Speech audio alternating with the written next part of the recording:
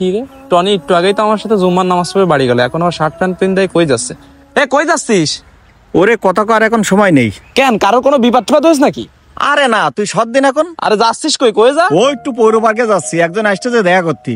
তোর এসব মাথায় ঢুকবে না, সৎ তাড়া আছে। পবিত্র জুম্মার দিনই জুম্মার নামাজ পড়ে এখন প্যান্ট শার্ট পরে দৌড়চ্ছে পৌর পার্কে, আর বলতেছে আমি নাকি কিছু বুঝবো না। শয়তানের শয়তান। আমি ঠিকই বুঝতে পারিছি তুই কি করতে এই দুপুরবেলা পৌর পার্কে যেতে চাচ্ছিস। তুই এই কেবলটা জুম্মার নামাজ পড়ে দুপুরবেলা বাড়ি গেলি, এত অল্প সময়ের ভিতরে শার্ট প্যান্ট পিন্দায় লায়কের মতন পার্কে কি করতে যাচ্ছিস তা আমার বুঝতে বাকি নেই। না, ভারী বিবাদে পড়লাম তো। শোন টনি, আজকে জুম্মার নামাজে হুজুর কি করেছে খেয়াল করে শুনেছিস তুই? আজকে কিন্তু মুসলিমদের জন্য বড় একটা দিন। এই শাবান মাসের এই দিনগুলোতে দোয়া করলেই মুসলিমদের দোয়া আল্লাহর দরবারে কবুল হয়। আর তুই এখন যাচ্ছিস ভালোবাসা দিবস পালন করতে। মানে তোর অবস্থা হয়েছে কি জানিস? ওই দিনের বেলা ডিজে পার্টি আর রাত্রিবেলা আমার সাথে মসজিদে যে মুনাজাত ধরবি। এই শাবান মাসে শবে বরাতের রাত্রে 12 রাকাত নামাজ পড়ে তুই যদি আল্লাহর কাছে ক্ষমা চাস, সাধারণভাবে আল্লাহ ক্ষমা ঘোষণা করে। আমাদের প্রত্যেকটা মুসলিমের শাবানের চাঁদ দেখা যাওয়ার পরে এই মাসগুলোতে অনেক বেশি আল্লাহর কাছে কান্নাকাটি করে আমাদের ক্ষমা চাওয়া উচিত। শোন জুয়েল, তুই আমার পট আটকায় এসব মশলা দিস নে।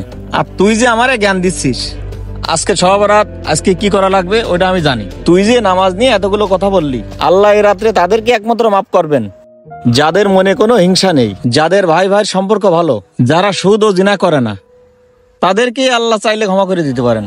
এইবার তুই বল, তোর ভাইয়ের সাথে কি তোর সম্পর্ক ভালো? না। আমার পরিবারে কি আমার বাপসা থেকে সম্পর্ক ভালো আছে? না, নেই তো। তাহলে আমরা নিজেরাই তো ঠিক নেই। কন্তে তুই আইসিস হুজুরির ফতোয়া শুনতে আমারে। রাস্তা ছাড়, তোর কাজে তুই যা। নিজেদেরই কোনো কিছু ঠিক নেই, আবার এসে জ্ঞান দিতি। শোন টনি, তোর কথা আমি সবই মানলাম যে আমার ভাইয়ের সাথে আমার সম্পর্ক ভালো নেই, তোর বাপসাদের সাথে তোর বাপসাদের সম্পর্ক ভালো নেই। তাই বলে কি আমরা আল্লাহর ঘরের থেকে দূরে থাকবো? সবকিছুর উত্তম ফয়সালাকারী আল্লাহ, আল্লাহ একশো সব ঠিক করে দেবে। চল বাড়ি। আরে যা, তুই বললাম না পার্কে যাচ্ছে আমি। আজকে একটা বিশেষ ভালোবাসা দিবস, তুই আমারে যায় লেট করাই দিলি। ওদিকে মনে হয় আমার জান ফেঁকে এসে দাঁড়ায় আছে। শোন, অন্তত আজকের দিনটা তুই নোংরামি করতে যাস না দোস।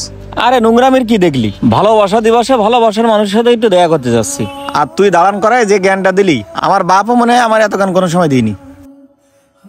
এই জন্য হুজুর বন্ধু বান্ধবের সাথে মিষ্টি নেই। সর, কয়েকদিন মসজিদে যাওয়া শিখে বালপাকামি করা শুরু করেছে।